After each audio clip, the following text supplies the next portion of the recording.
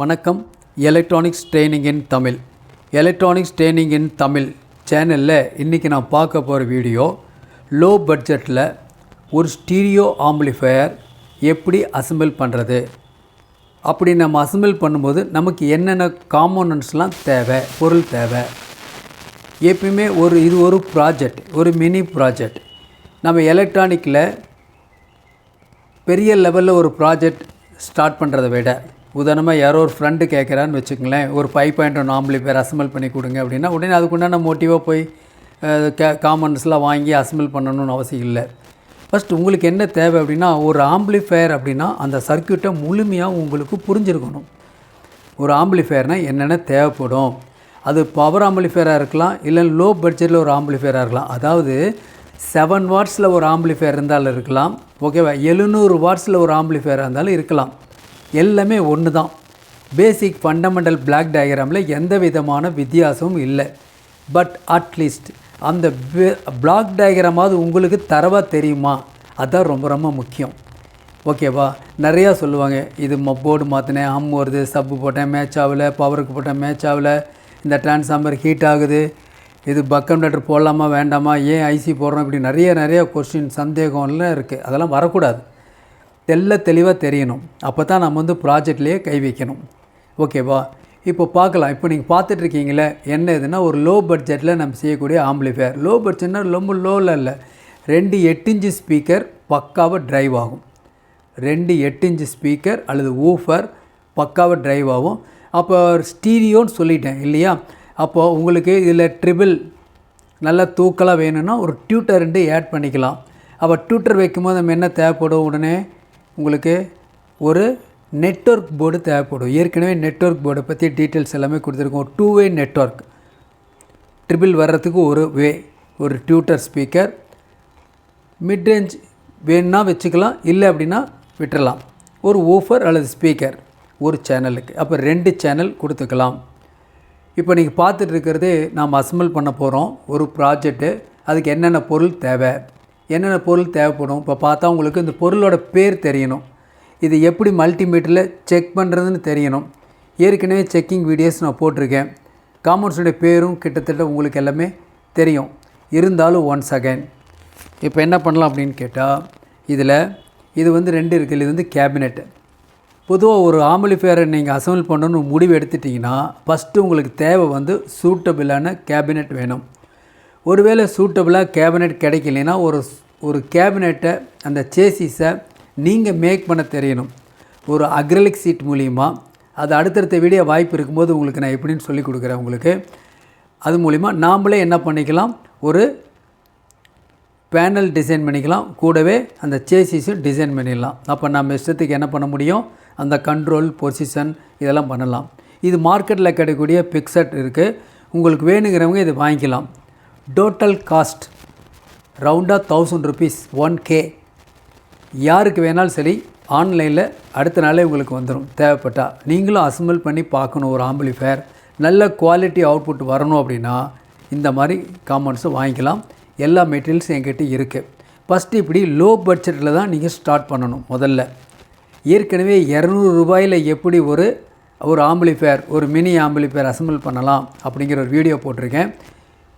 விருப்பம் உள்ளவங்க அந்த ப்ரீவியஸ் வீடியோஸாக பாருங்கள். ஓகேவா. இது கிட்டத்தட்ட 15 watts output, 15 watts plus 15 watts stereo output வரக்கூடிய ஒரு ஆம்பிளிஃபையர். இதில் நம்ம என்னென்ன யூஸ் பண்ணியிருக்கோம் பொருள். ஃபஸ்ட்டு சேசிஸ் வேணும்னு சொல்லியிருக்கேன். கேபினெட் இருக்கான்னு பார்த்துக்கணும். காம்பேக்டாக இருக்கணும். அதான் கஸ்டமர் ரொம்ப விரும்புவாங்க.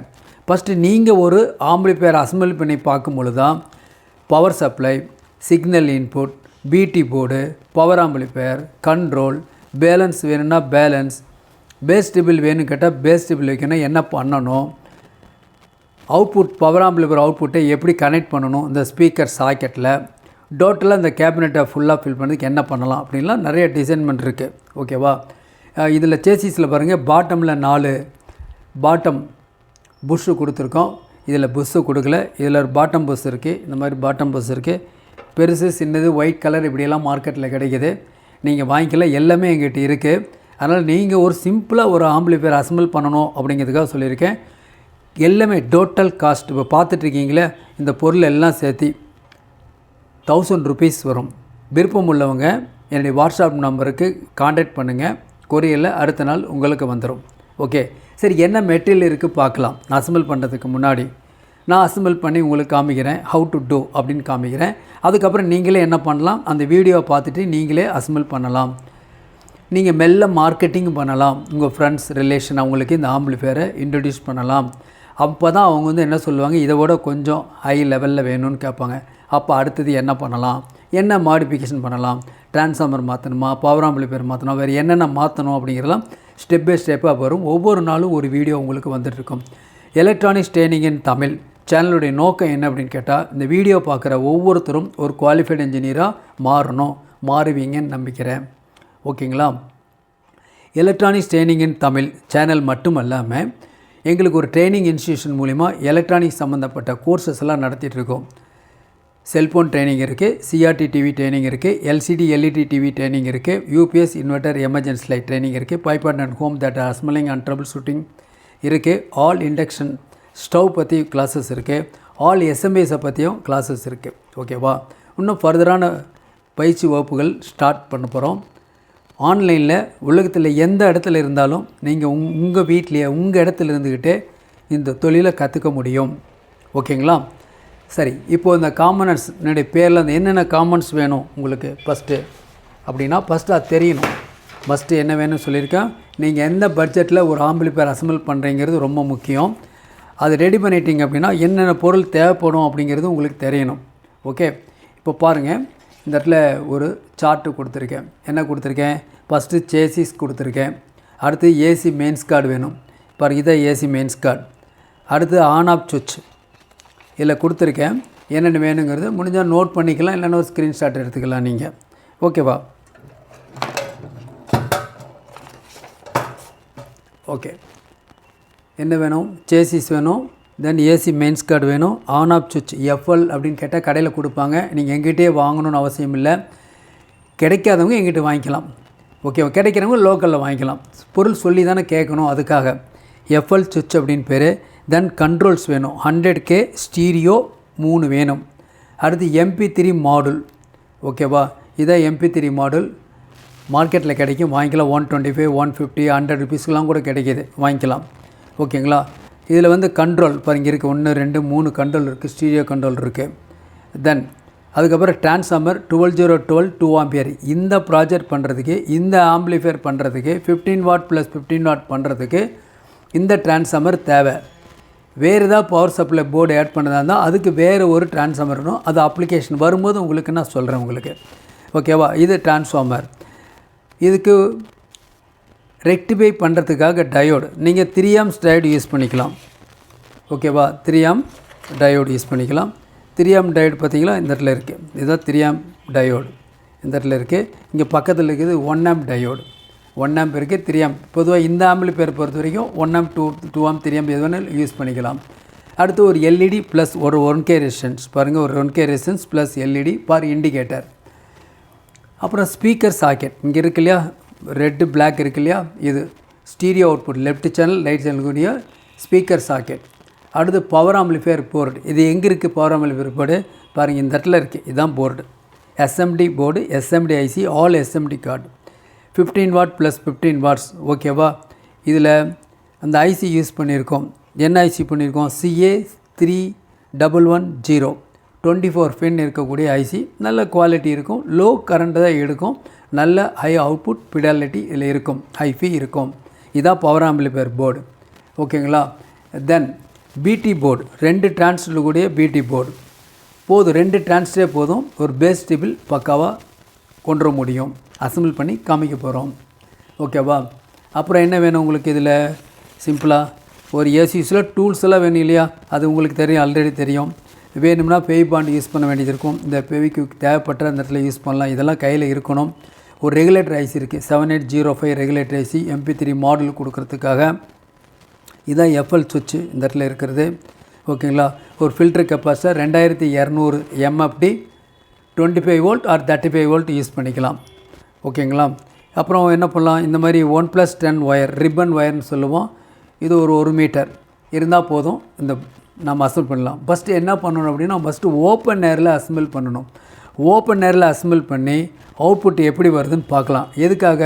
ஓப்பன் ஏரில் பண்ணும்போது மனசில் நல்லா நமக்கு பதிஞ்சிரும். ஒன்று, சில பேர் எடுத்துன்னே கேபினெட் எடுத்து கண்ட்ரோல்லாம் ஃபிட் பண்ணி அந்த ஸ்பீக்கர் சாக்கெட்டு மெயின்ஸ் கார்டு எல்லாம் கொடுத்துட்டு அதுக்குள்ளே போர்டில் வச்சுட்டு ரொம்ப சிரமப்பட்டு அசம்பிள் பண்ணுவாங்க.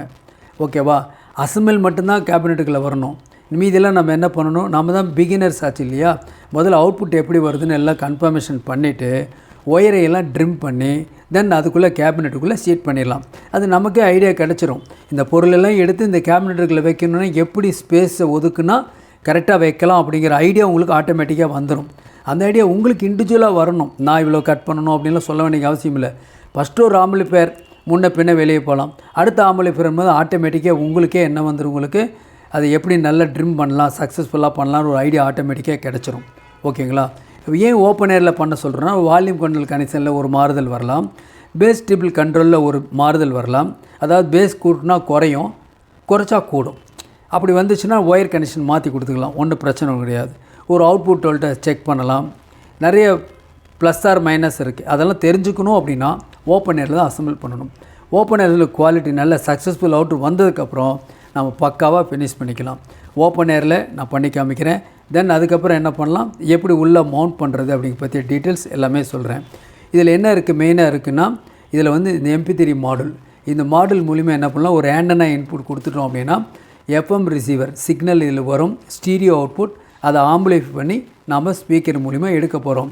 வேணும்னா நம்ம ஒரு பென்ட்ரைவ் கார்டில் ஒரு SD கார்டு யூஸ் பண்ணி நமக்கு தேவையான பாட்டை அதில் கேட்க முடியும். ஓகேவா? இப்போது நம்ம அசம்பிள் பண்ணலாம். அசம்பிள் பண்ணதுக்கு முன்னாடி உங்களுக்கு டீட்டெயில்ஸ் எல்லாம் கொடுத்துருக்கேன். நெக்ஸ்ட் வீடியோவில் உங்களுக்கு ஸ்டார்ட் பண்ணுறேன். எனக்கு வீடியோ ஷுட் பி லென்த்தி ஆகக்கூடாது. ஓகே, தேங்க்யூ ஃபார் வாட்சிங் திஸ் வீடியோ. இன்னொரு கான்செப்டோட அடுத்த வீடியோவில் பார்த்துக்கலாம்.